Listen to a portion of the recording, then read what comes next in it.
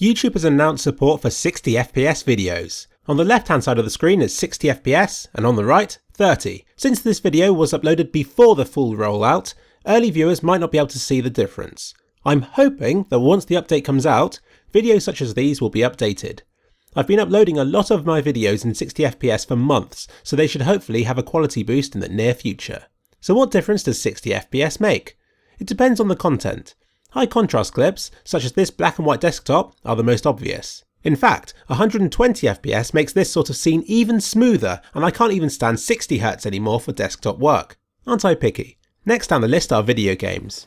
I've tried to pick some examples that show it best, like when the view is panning or when there's something that's meant to be smoothly swinging about on the screen.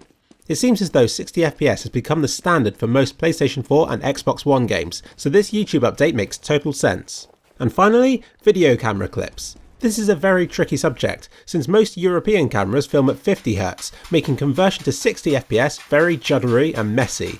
I first became aware of how bad this problem was when uploading my Lake District juggling video.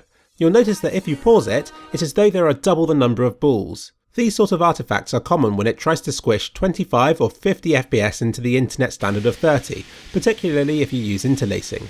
Mathematically, it just doesn't work. Americans luckily film in 60 already, meaning that their content easily slots into YouTube's 30 and 60 FPS. Sorry, this video is getting more and more complicated. It was just meant to congratulate YouTube for the jump.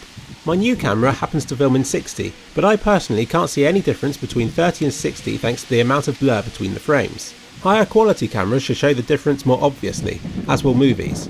I'm hoping that this will encourage a large shift towards support for higher FPS in all kinds of media. The Hobbit has been criticised for using high-speed cameras because it makes it look like a sitcom for filming in 48 rather than 24 FPS. Don't even get me started on this topic. It seems ridiculous that we should stick to 24 or 30 frames a second just for the sake of looking like a movie, when it could instead be recorded at 48 and then reduced for those who prefer a blurrier, juddier mess. It's a lot easier than conversion from 24 to 48, that's for sure. Higher FPS is always better in my opinion, and if you want to replay one of the clips in slow motion, half speed will still look nice and smooth. Well done to YouTube for taking this leap. I'm hoping that European video cameras and movies in general will catch on and make 60 FPS the new norm.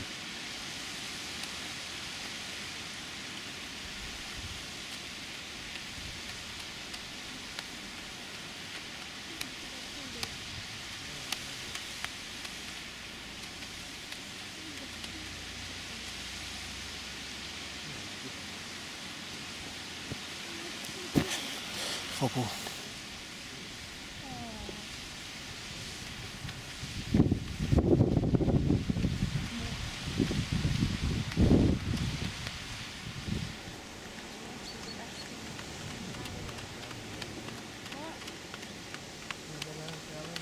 Why?